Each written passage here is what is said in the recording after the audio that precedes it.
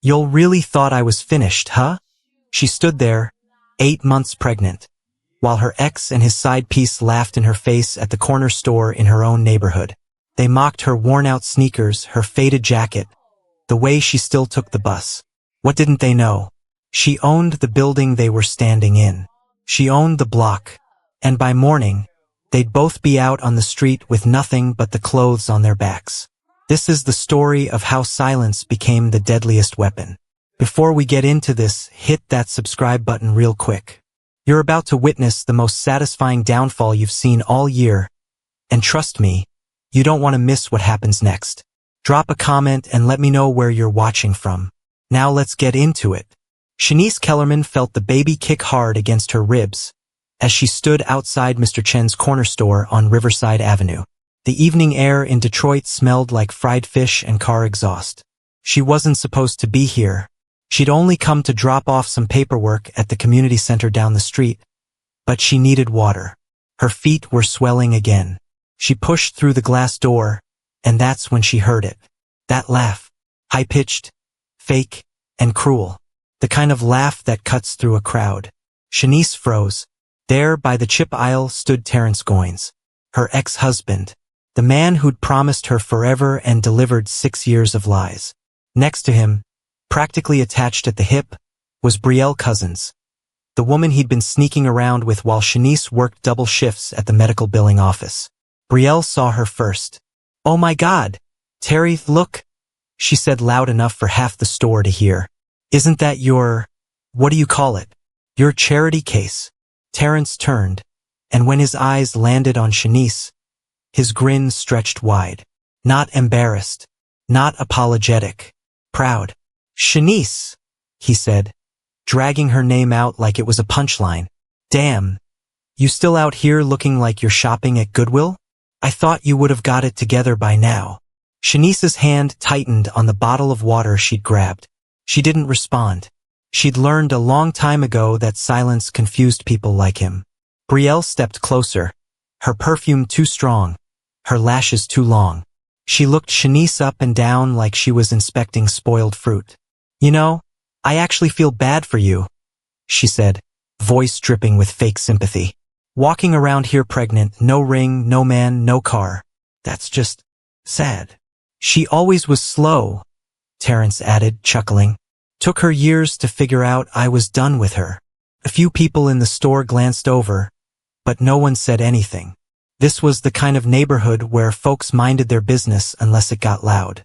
Shanice met Terrence's eyes. Her voice came out calm, steady. "Y'all done?" Brielle snorted. "Girl, you can't even clap back? You really are pathetic." Shanice paid for her water at the counter. She didn't rush, didn't flinch. Mr. Chun gave her a sympathetic look, but she just smiled softly and walked out. Behind her, Terrence called out, "Don't trip on your way to the bus stop." Brielle's cackle followed her all the way to the sidewalk. Shanice sat in her car, a sleek black Lexus she kept parked 2 blocks away, and let out a slow breath. The baby shifted again, and she rested her hand on her belly. "Not yet, little man," she whispered. "Mama's gotta finish something first." Her mind drifted back without permission. 3 years ago, she'd been living in a cramped duplex on the east side with Terrence. She'd believed in him then, believed in them. She worked overtime at the billing company, kept the house clean, cooked his meals, and ironed his work shirts. He was a property manager for some rental company on the west side, and he always talked about moving up. But the late nights started. The phone calls he took in the bathroom. The lipstick stain on his collar, he swore. He came from a client hugging him. Shanice wasn't stupid. She followed him one night and saw him leaving a motel with Brielle. That part hurt. But what broke her was what came after. When she confronted him, Terrence didn't apologize. He laughed. "You really thought you were enough? Look at you, Shanice. You're boring. You don't go anywhere. You don't do anything. Brielle? She's fun. She makes me feel alive." The divorce was fast. Terrence wanted her gone. He thought she'd leave with nothing but some old furniture and her dignity in pieces. He was half right. She did leave quietly. But what Terrence never knew, what he still didn't know, was that Shanice had been keeping records. Every shady deal he bragged about, every under-the-table payment, every lease he inflated to pocket the difference. She'd saved it all. 6 months after the divorce, she met someone who saw her differently. Hold up. Before I tell you who she met, drop a like if you've ever been underestimated by someone who thought they were better than you. Because what's about to happen next? Chef's kiss. Let's keep going. His name was Quincy Brenneman, and he didn't look like money. Shanice had met him at a financial literacy workshop at the public library. She'd gone to learn how to manage what little savings she had. Quincy was the guest speaker, quiet, older, wearing a plain button-down and slacks that looked like they came from Target. But when he spoke, people leaned in. He talked about building wealth slowly, about buying property in overlooked neighborhoods, about patience. After the session, Shanice stayed behind to ask a question about credit repair. Quincy answered, then asked one of his own, "You good with numbers?" She was better than good. He hired her part-time to help organize files for his real estate investment firm. Nothing fancy, just paperwork, scanning documents, fixing errors in spreadsheets. But Shanice noticed things, patterns, addresses that repeated, tenants who were being overcharged. She didn't say anything at first, but one day, she left a note on Quincy's desk with corrections. The next morning, he called her into his office. "How'd you catch this?" he asked, pointing at the discrepancies. "I just read everything," she said simply. Quincy nodded slowly. "You got a sharp mind. Most people don't pay attention like that." Over the months, they talked more. Not just about work. About life. Loss. What it felt like to start over. Quincy had been married once years ago. His wife passed from cancer, and he'd built his empire quietly in her memory, buying up forgotten blocks and giving people affordable places to live. When he asked Shanice to marry him, there was no big production. Just the two of them in his office one evening, city lights flickering outside the window. "I see you," he'd said. "Not what you used to be, not what people think you are. I see who you really are." She said yes. The baby she carried now was his, and the life she'd built in the shadows was real. What Terrence didn't know, what Brielle couldn't even imagine, was that the rental company Terrence worked for was the one he bragged about running. Quincy owned it. Every building, every lease, every paycheck Terrence cashed came from Shanice's husband. And the paperwork Shanice had been organizing for months? It wasn't random. Quincy had asked her to audit the property management division after noticing irregularities. She'd found Terrence's name all over the fraud. Inflated rents, kickbacks from contractors, fake maintenance charges. Terrence had been skimming thousands, thinking no one was watching. Shanice had handed Quincy a folder 2 weeks ago. Inside was everything. "What do you want me to do?" Quincy had asked. She'd looked at him, her hand on her belly, and said, "I want him to feel what I felt. I want him to lose everything and not know why until it's too late." Quincy kissed her forehead. "Then we do it clean. You'll better be sitting down for this next part, because the karma? It hits different. Comment justice if you're ready to see them fall. Let's go." Terrence woke up to 17 missed calls. It was 6:47 a.m., and his phone wouldn't stop buzzing. He squinted at the screen, still half asleep. His boss, HR, the main office, all within the last hour. "What the hell?" he muttered, sitting up. Brielle groaned next to him. "Turn that off." He ignored her and called his boss back. "Terrence." The voice on the other end was ice cold. "You need to come in. Now." "Why? What's going on?" "Just get here." The line went dead. Terrence's stomach twisted. He threw on clothes and drove to the office in silence, his mind racing. Was it a promotion? A complaint? He couldn't think of anything he'd done wrong lately. When he walked into the conference room, 3 people were waiting. His boss, a woman from legal, and a man he'd never seen before. Tall, calm, wearing a crisp gray suit. "Sit down, Mr. Goins," the man said. Terrence sat, throat dry. "What's this about?" The man didn't smile. "My name is Quincy Brenneman.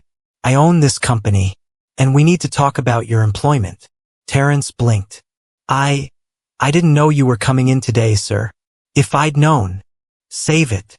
A folder slid across the table. Terrence opened it. His hands started shaking. Emails, bank records, lease documents, all with his name highlighted. This isn't, he started. It is, Quincy said. And it's been happening for 2 years. I can explain. No need. We have everything. Terrence's boss spoke up. You're terminated effective immediately. Your accounts are frozen pending investigation. Security will escort you out. Terrence stood, panic rising. You can't do this. I have bills. I have. You had a job, Quincy said. You stole. Now you have nothing. As security let him out, Terrence's phone buzzed. A text from Brielle. Why is there an eviction notice on the door? He stopped walking. What? He whispered. The security guard nudged him forward. Keep moving. Terrence stumbled out of the building into the cold morning air, his mind spinning. Eviction? They just signed a new lease 3 months ago. The landlord loved them. Unless, his phone buzzed again. Terry, they're saying we owe $8,000 in back rent. What did you do? He hadn't done anything. Or had he? The late fees he'd waived for himself. The rent he'd adjusted in the system to pay less. The deposits he'd pocketed. All of it was coming back. That same afternoon, Brielle sat in the leasing office, mascara running, voice shaking. There has to be a mistake, she said. We've been good tenants. The property manager, a younger woman with box braids and sharp eyes, didn't look up from her computer. According to our records, Mr. Goines manipulated the payment system. You've been living here at a reduced rate illegally. The actual amount owed is $8,240. That's insane. It's documented. Brielle stood, slamming her purse on the counter. I want to speak to the owner. Right now. You are. Brielle froze. The woman finally looked up. I manage this property, and the owner sent very clear instructions. You have 72 hours to pay in full or vacate. Who's the owner? Brielle demanded. The woman smiled, calm and cold. That's confidential. But as Brielle turned to leave, she saw something on the desk. Folder. And clipped to the front was a business card. Brenneman Property Group. The name sounded familiar, but she couldn't place it. She stormed out, dialing Terrence. No answer. She tried again. Straight to voicemail. By the time she got back to the apartment, half their stuff was already on the curb. If you're loving this, smash that like button. And if you think Shanice should have done more, drop a comment. We're almost at the best part. Stay with me. 2 weeks later, Shanice stood in the nursery of her home in the suburbs, folding tiny clothes. The house was spacious, warm, and quiet. Everything in her old life wasn't. Quincy came in, phone in hand. They're filing for bankruptcy. Shanice didn't look up. Both of them. Yeah. Terrence can't find work. Brielle's credit is destroyed because her name was on some of the accounts. She smoothed out a onesie. Good. Quincy sat on the edge of the rocking chair. You sure you don't want to reach out? Let them know it was you. Shanice finally met his eyes. No. Let them wonder. Let them think it was karma. Let them think it was God. I don't need them to know. I just need them to feel it. He nodded. You're stronger than I ever was. She smiled softly. I learned from the best. That evening, Shanice's phone buzzed. A message from an unknown number. I know it was you. Her heart skipped. She stared at the screen. Then another message. I don't know how, but I know. It was Terrence. She blocked the number without replying. 3 months later, Shanice gave birth to a healthy baby boy. They named him Emmanuel. God is with us. She held him in the hospital room, Quincy beside her, and thought about everything she'd survived. The betrayal, the shame, the nights she cried herself to sleep, wondering if she'd ever be loved right. And here she was, whole, peaceful, free. One afternoon, while Quincy was at the store, Shanice drove past the old duplex where she used to live with Terrence. It was empty now, windows boarded up, grass overgrown. She didn't feel joy. She didn't feel revenge. She felt released. Her phone rang. It was her cousin. Girl, you seen the news? What news? Terrence got arrested. Something about fraud. They're saying he might do time.